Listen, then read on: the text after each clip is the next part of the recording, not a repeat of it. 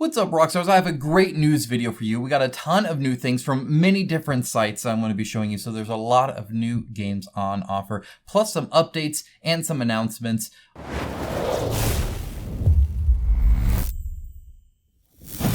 But first, a thanks to my sponsor, GameWorkCreate. They are doing a giveaway, a massive giveaway to support a wonderful cause. If you didn't know, GameWorkCreate does a whole lot of awesome stuff. They have amazing games on offer. They have amazing miniatures on offer, amazing RPG systems on offer. They got it all. So feel free to check them out in the description in the link below. But I'll be specifically linking to this. They're doing a charity partnership with the mental health charity Painters. You can follow the links here to the raffle, join the Discord, do all of that, and you can enter to win this. This is an amazing prize. This has so much stuff, like Marvel Zombies core game and the Galactus expansion. It has the Lords of Ragnarok, Sundrop Collectors all-in pledge. It has all sorts of stuff. Yucatan, Edge of Darkness, Escape from Asylum. It has, seriously, a ton. So you can see it all listed here. Just a whole bunch of stuff, plus actually more, some custom stuff there you can also get. So feel free to check out the link below to GameWorkCreate. Show them some love. Show the mental health charity Painters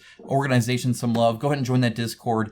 Donate to a good cause and maybe even get something cool out of it. Good things come to good people, right? Okay, so moving on from that, let's jump into it. We got Vagrantsong Encore. Vagrantsong is fantastic. It looks super cool. I've not played it yet. However, I really wanted to. I went over to see their booth at Gen Con last year, and they were sold out. They couldn't sell it to me if they wanted to. I was able to talk to the designer for a little bit, though. Really passionate guy, and he spoke about the game with a whole lot of love, and it just looks great. Looks super cool. This obviously has new everything. So if you like Vagrantsong, this is something you're going to like. If you haven't played Vagrantsong, this is what you're going to want to get. So, of course, everything I'm covering today, there's a whole lot of links down there. Feel free to use them. Showing more on what is in Vagrantsong. If we scroll past all the stuff that from the main one, you get to see some of the new stuff, which is super, super cool. So we'll scroll down here, and we're going to see, coming to Kickstarter September 2023, Vagrantsong Encore. And as you can see, it has a whole lot of stuff. It has a Smoky Bones special die, right? It has in-between cars,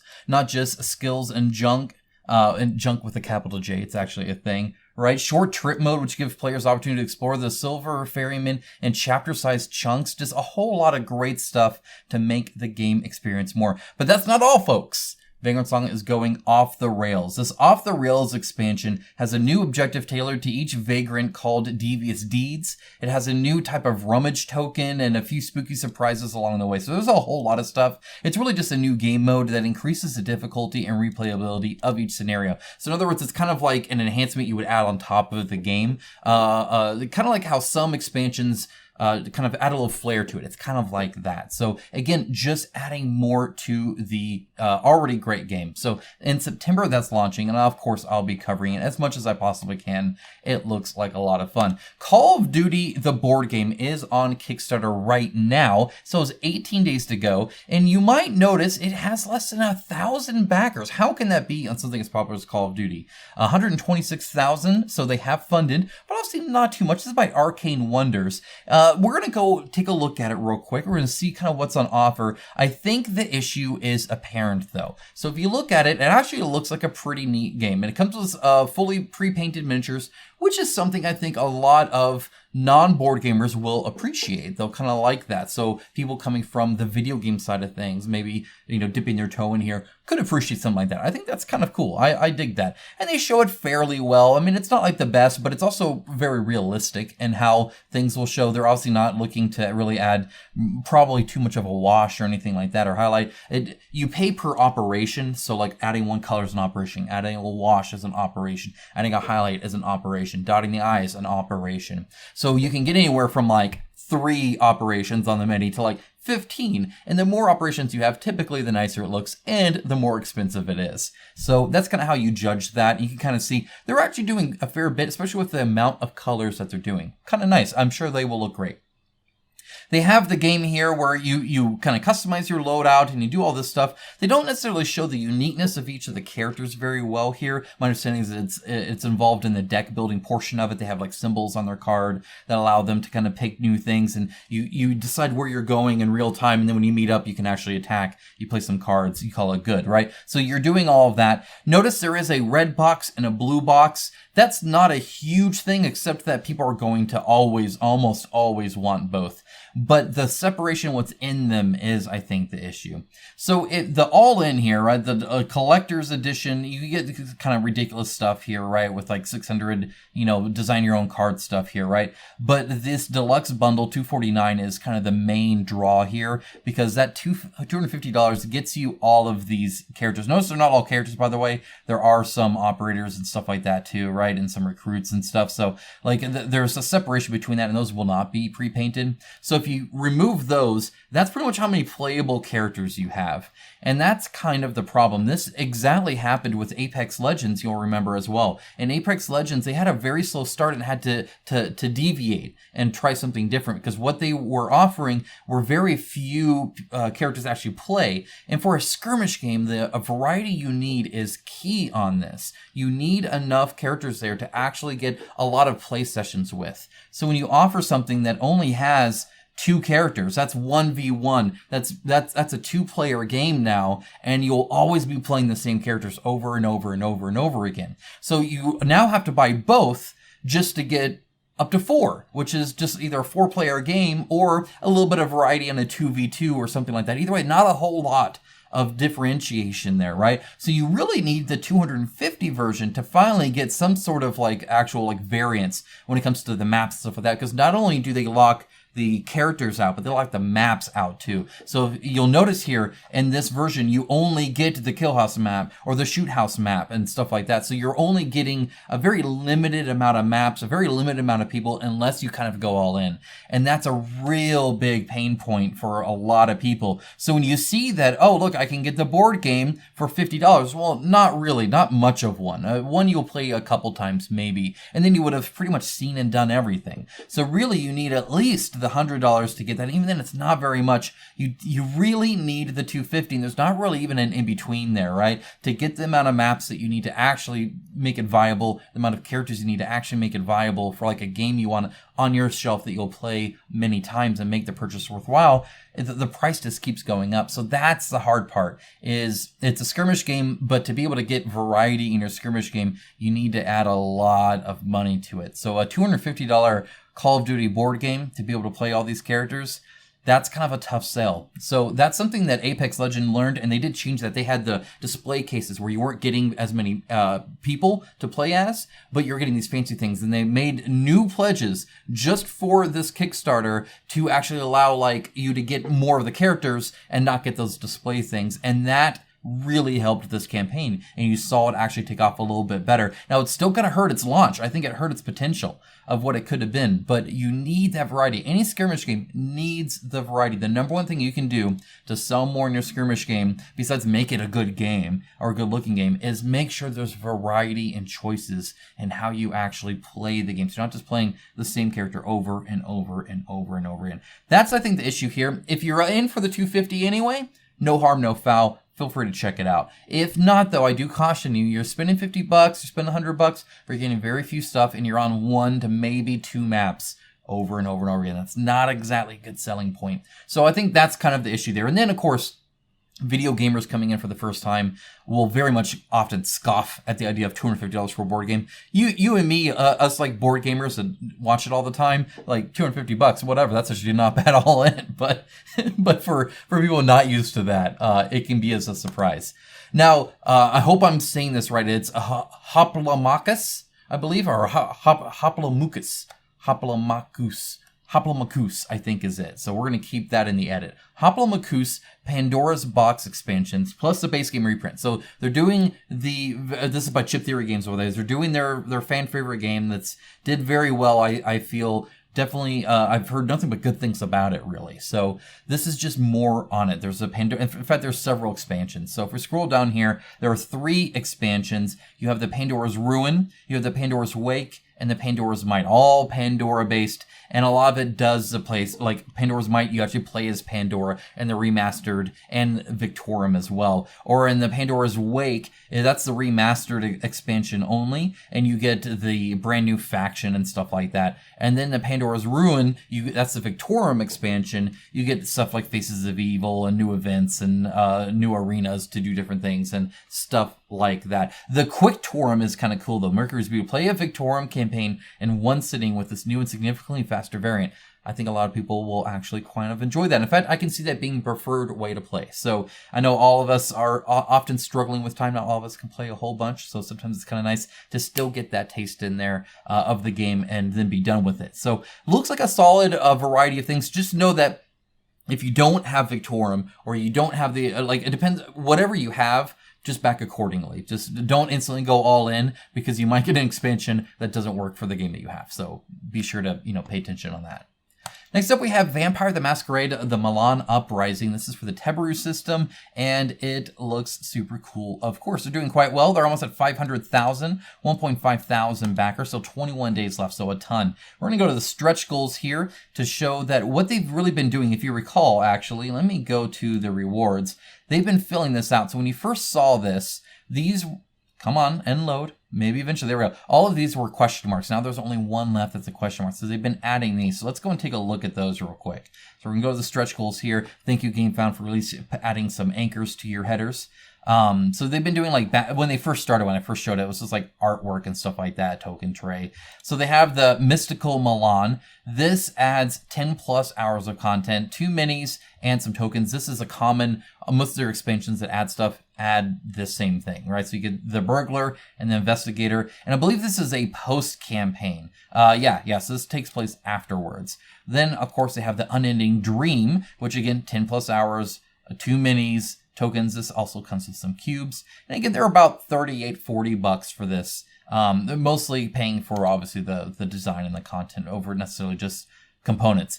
The Allies expansion, which actually costs a little bit more, just adds a whole bunch of different minis, a little variety there for your actual game. And then what comes next, we don't know. It looks like Prospero's Legacy, extra game content coming up. So that'll be coming up soon. Again, this is linked down in the description below. Feel free to check it out.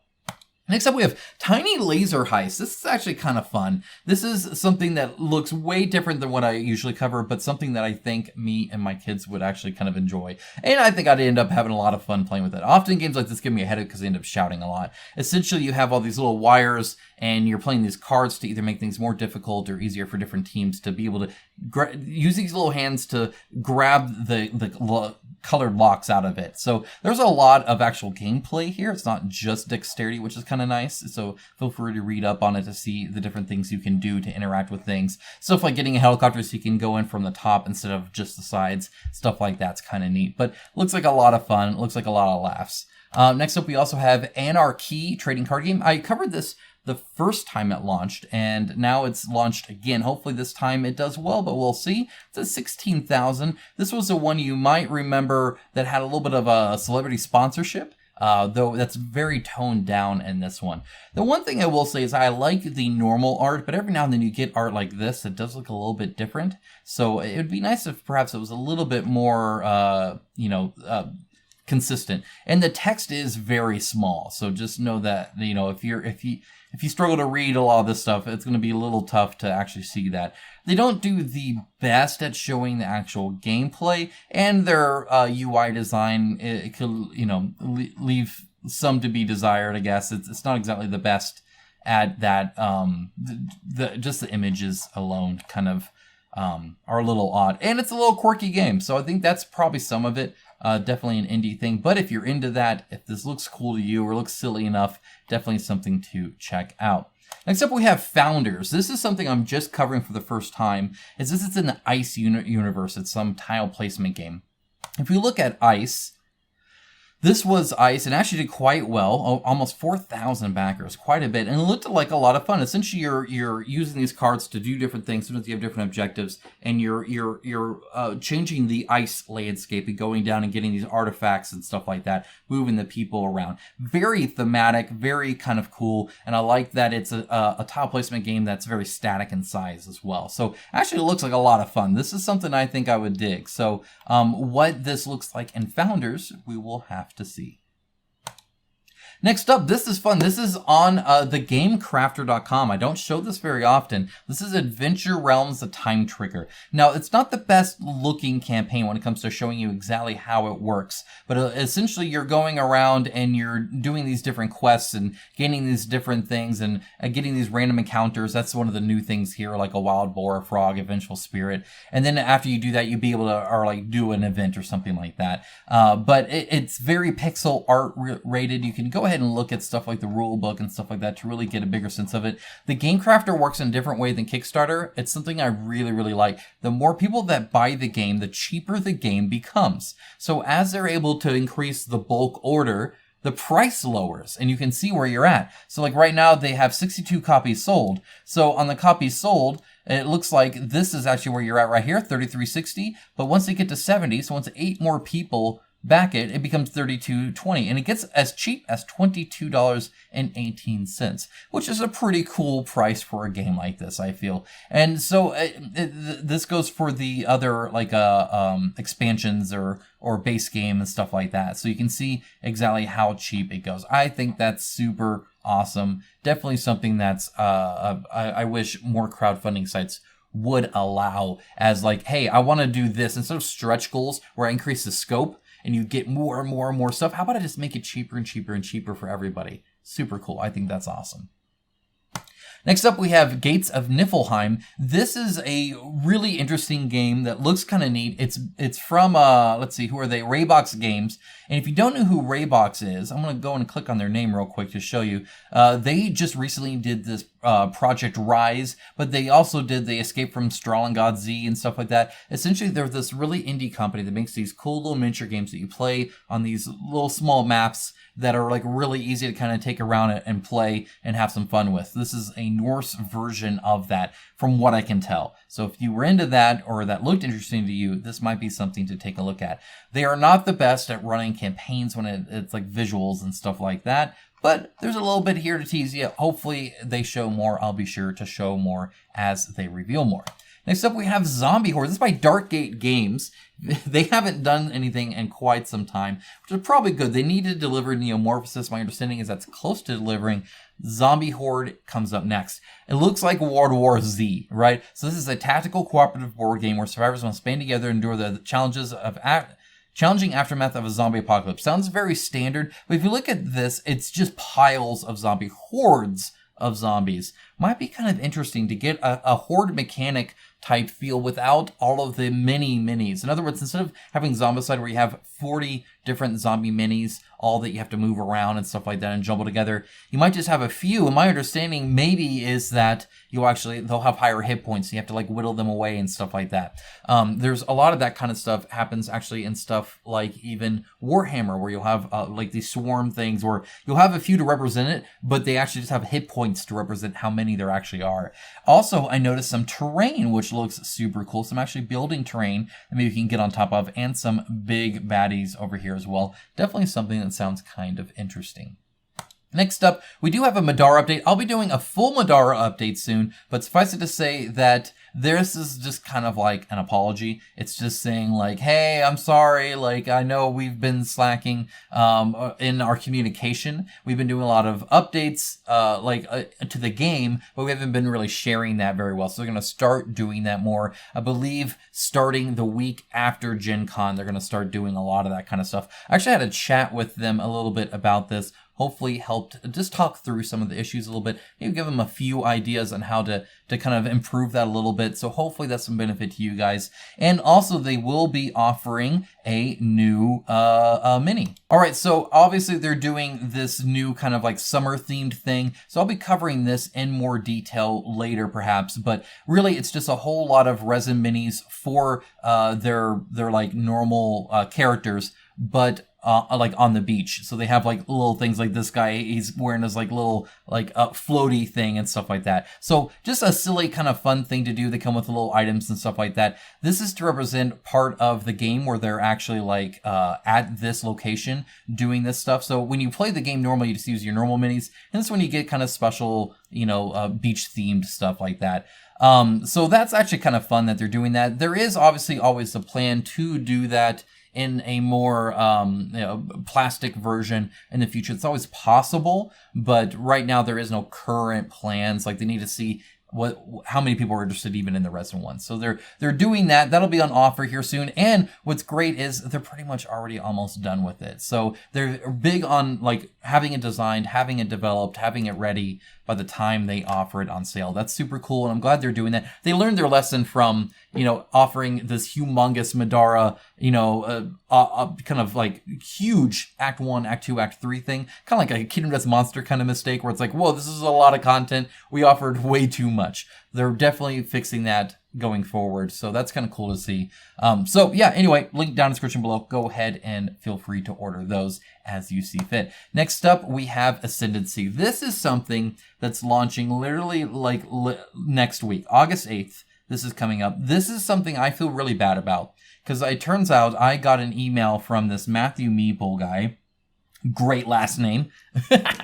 And I missed it. And in fact, then he responded again, and I missed that. I didn't see either of these emails. Well, it's one email, and he just responded to it. But either way, I missed it, so I missed my chance to show this to you ahead of time, and I apologize for that, because it looks like a lot of fun. I'm going to link down to this below. This is their preview page, so you can go ahead and just know that the Notify Me on launch is in this upper left-hand corner here. So check that out when you do that. But it's pretty much taking everything he liked in a lot of video games and making it into a board game. And I dig it. There's a lot of nerd references in here that I also appreciate, of course, but there is a ton of stuff. It's this 4X game, like through and through, where you're placing these tiles to be able to kind of maybe benefit you or hurt others as you kind of go around and you're building up your influence and, you know, planning marriages for your dynasty and stuff like that, and increasing your tech tree and whatnot. You're doing some kind of JRPG style kind of turn combat action system, fighting with, you know, random monsters that show up and stuff, and